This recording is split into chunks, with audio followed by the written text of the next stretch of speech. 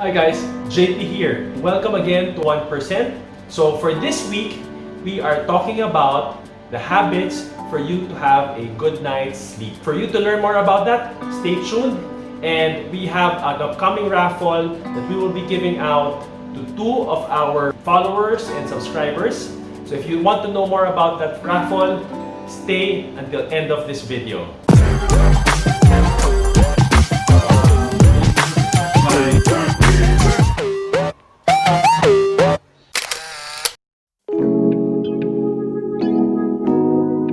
Hi guys!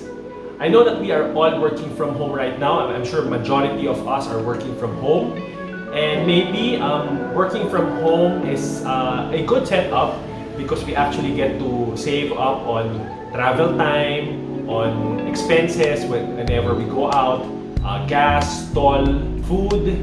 But of course, it also has its disadvantages, no? Well, maybe for most people, they're already used to working from home. But some, especially that haven't fully adjusted to the work from home setup, you are probably having a hard time detaching yourself after a busy day at work and finally getting that much needed good night's sleep. So in this video, I will be sharing some tips on some habits that you can actually do or regimen that you can actually do before you hit the bed. So let's discuss first how important is sleep. Well, as we all know, no, they say that sleep is the recovery time of our bodies. So, ano ba talaga ang recommended hours of sleep? Well, for majority of us, actually the ideal amount of hours to sleep is 7 to 9 hours. Well, for younger people, they probably tend to sleep between 8 to 10 hours. And this decreases as we also age. That's why for my parents, who are already past 70 years old, they sometimes sleep between 6 to 7 hours na lang. So what does good sleep actually give us? First of all, whenever you wake up in the morning, and you woke up the right side of the bed simply because you slept well, you know for a fact that and you feel that you are in a good mood, right? It's the very first benefit of sleeping properly and having enough sleep. So it gives us good mood. It allows our brain to function properly.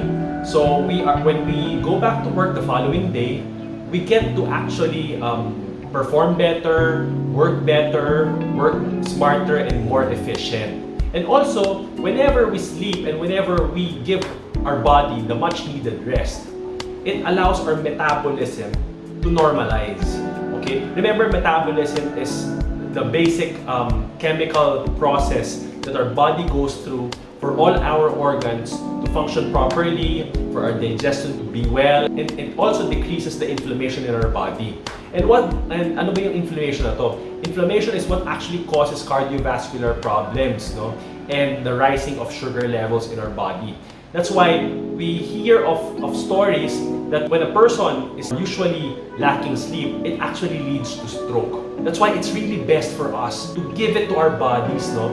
It's not a recommendation, but it should be a must for us to give our bodies time to recover, time to unwind, and time to be on a recovering state. And also, especially with the virus that is very much present in our society or in our environment right now, getting enough sleep actually increases our immune system. And it's basically our immune system that are the soldiers of our body to fight off viruses like colds and cough. So it is a strong guard for us. That's why sleep is the first and foremost important thing that we should allow our bodies to have and to enjoy. So, what are my habits before me and my family would hit the bed and doze off? First of all, I would recommend that you have meals with your family. Of course, if you are living alone, then I guess you should have a meal that you will truly enjoy, not just going through the motion of having dinner. I think during this time, it is an activity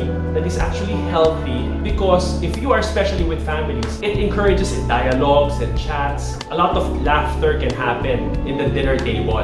That's why it also allows your system, your mind to relax a bit. It's also a good way for us to catch up with each other, to ask how their days went. So it's nice to have this moment with our family. After having dinner, it would be nice if we would all take a hot shower or a warm shower just to relax our bodies. A hot temperature bath actually relaxes our muscles, relaxes our bodies, and it really sets us up for our bodies and system to unwind. Of course, after taking a shower, we would do our self-hygiene regimen, like brushing our teeth, flossing, applying our skincare regimen if you have any. So at least you would feel refreshed, you would feel clean, and you will feel relaxed. It's like cleansing your body off of all the stress that you probably went through that day. After taking a shower, it would be nice to wear some loose and comfortable clothes. I suggest,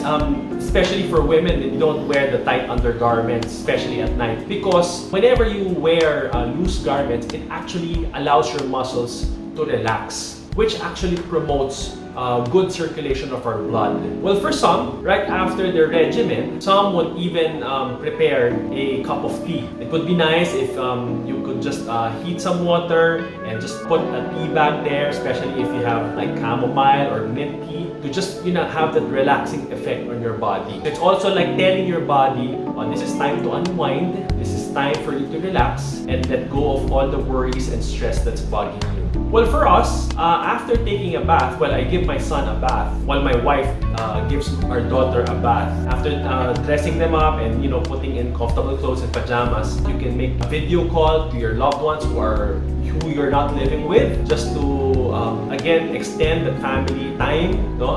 It's not really about consuming media, but it's really like touching base with your loved ones and your family, especially if you haven't seen some of your family and loved ones for quite some time, especially for those people that whose relatives are actually abroad. So this is a nice time to catch up, share some laughs, share some stories, just ask how everyone is doing, catching up and maximizing the time being with family and having family. After that possible video call, which actually lately we have been doing regularly with my family and with my in-laws, it's also a good time after calling your loved ones. It would also be nice to have some playtime maybe with your spouse, with your partner, or even with your kids. So especially for me and my wife, we have 2 toddlers. We play with them, we laugh with them, we do silly stuff with them, we play hide and seek underneath the covers. So it's nice. Well, if you have a partner, it would be also nice to enjoy each other, maybe some intimate time alone, some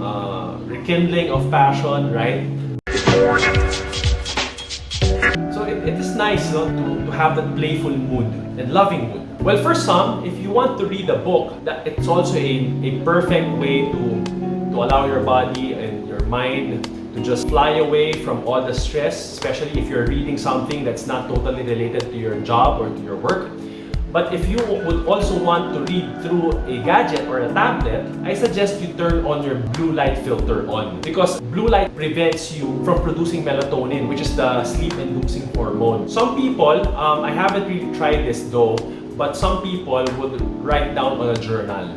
Actually, this is a nice practice because it allows you to just put into words, or at least have some degree of action on the thoughts that are running in your head.